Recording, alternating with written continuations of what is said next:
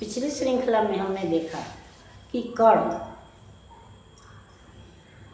गुरु की जंघा को लिए हुए बैठा हुआ है और सोच रहा है, और एक कीड़ा जो है उसके पैर के नीचे घुस जाता है और धीरे धीरे उसके पैर को जंघा को काटता है, और उससे निकलती हुई खून की धार से गुरुदेव की नींद खुल जाती है। और तब वो कर्ण पर क्रोधित होते हुए कहते हैं, पहले तो वो दुखित होते हैं कि मेरे चलते तुमको कष्ट सहना पड़ा, या तुमने इतना कष्ट क्यों सहा। लेकिन बाद में उनके मन में यह विचार आता है कि इतना कष्ट कोई ब्राह्मण नहीं सह सकता है। इसका मतलब है कि निश्चित ही यह तुम ब्राह्मण नहीं बल्कि किसी अन्य कुल के हो या क्षत्रिय हो, या तुम इतना कष्ट जो है दूसरा कोई नहीं सह सकता है। इसलिए तुम किस जाति के हो यह तुम मुझको जल्दी बतलाओ, वरना मैं तुम्हें अपने साप से भस्म कर दूंगा।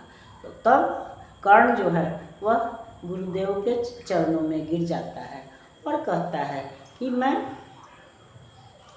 सूतपुत्र कर्ण हूँ। वह बोलता है कि और मेरा उद्देश्य जो है वह केवल आपसे शिक्षा प्राप्त करना था। मैंने उच्च शिक्षा की प्राप्ति हेतु आपसे झूठ बोला था। मेरा कोई भी दूसरा उद्देश्य नहीं था, और मेरे छल का भी कारण यही था। हालांकि मैंने छल किया, लेकिन मेरा उद्देश्य जो है वह आपको धोखा देना नहीं था, बल्कि आपसे विद्या प्राप्त करना था। और तब वही वह कहता है, सूत पुत्र मैं शूद्र कर्ण हूँ, करुणा का अभिलाषी हूँ, जो भी हूँ परदेव आपका अनुचर अंतेवासी हूँ। छली नहीं मैं हाय, किंतु छल का ही तो यह काम हुआ।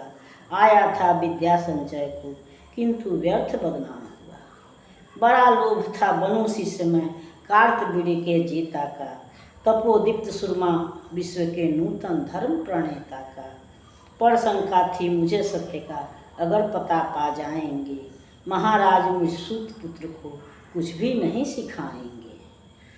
बता सका मैं नहीं इसी से, प्रभु जाति अपनी छोटी, करे देव विश्वास भावना और न थी कोई खोटी। पर इतने से भी लज्जा से हाय गरा जाता हूँ मैं, मारे बिना हृदय में अपने आप मरा जाता हूँ मैं। छल से पाना मान जगत में किलविष है मल ही तो है, ऊंचा बना आपके आगे सचमुच यह छल ही तो है। पाता था सम्मान आज तक दानी व्रती बली होकर, अब जाऊंगा कहाँ स्वयं गुरु के सामने छली होकर। करे भस्म ही देव मुझे देव, सम्मुख है मस्तक नत मेरा, एक कसक रह गई नहीं पूरा जीवन का व्रत मेरा। गुरु की कृपा पाप साप से जलकर अभी भस्म हो जाऊंगा, पर मदार्थ अर्जुन का मस्तक देव कहाँ मैं पाऊंगा। यह तृष्णा यह विजय कामना मुझे छोड़ क्या पाएगी, प्रभु अतृप्त वासना मरे पर भी मुझको भरम आएगी। दुर्योधन की हार देवता कैसे सहन करूँगा मैं, अभय देख अर्जुन को मरकर भी तो रोज मरूंगा मैं। तो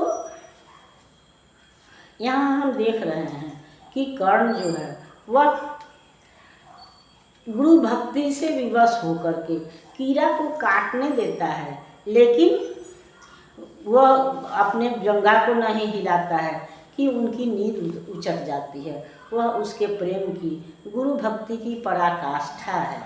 और किंतु परशुराम को उसकी इस सहन शक्ति पर संदेह हो जाता है, और वह सोचते हैं कि इतना जो सहनशीलता है यह सहनशीलता ब्राह्मण के पास नहीं हो सकती, यह तो किसी क्षत्रिय के पास ही होगी। जो कोई बुद्धिमान व्यक्ति होगा वही अपमान अपने उद्देश्य की प्राप्ति के लिए अपमान सह सकता है, और यह गुण क्षत्रिय या किसी उच्च उद्देश्य को प्राप्त करने वाले के पास ही हो सकती है। इसलिए उनको कर्ण की जाति पर संदेह होता है, और वह बोलते हैं कि तुम बताओ।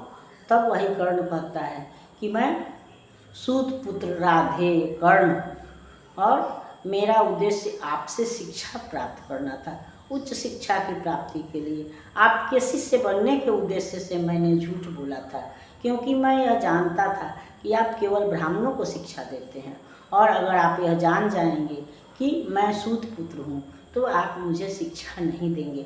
इसलिए मैंने अपनी जाति आपसे छिपाई थी।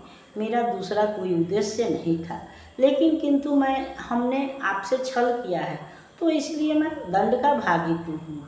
आप मुझे दंड दीजिए। मुझे यह दंड स्वीकार भी है, क्योंकि जो आज तक दानी था, व्रती था, त्यागी था, तो मैं उस माथे पर यह कलंक लेकर जिंदा रहूं, इससे अच्छा है कि मैं मर ही जाऊं।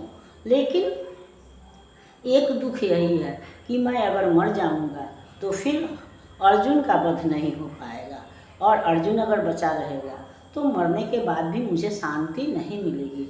अर्जुन को घूमते देख करके, स्वतंत्र विचरते देख करके मुझे कष्ट होगा, और तब हमारी आत्मा भी दुखी रहेगी। और जब गुरुदेव यह सुनते हैं कि यह अर्जुन का प्रतिद्वंदी कर्ण है, तो थोड़ा सा वो पिघलते हैं, लेकिन अंततः वही बात होती है कि वो बोलते हैं कि मेरा क्रोध तो निष्फल नहीं जाएगा, मैं तुमको शाप तो अवश्य दूंगा, जिंदा मारूंगा तो नहीं, क्योंकि मैंने तुमको पुत्रवत प्यार किया है, लेकिन अपने विद्या का अंतिम तेज जरूर हर लूँगा। और इस तरह से गुरुदेव ने उससे ब्रह्मास्त्र की शक्ति जो है वह छीन ली। इस पर हम अगली श्रृंखला में विचार करेंगे। तब तक यह श्रृंखला आपको पसंद आती है तो इसको लाइक कीजिए, सब्सक्राइब कीजिए। मिलते हैं अगली श्रृंखला में, तब तक के लिए धन्यवाद।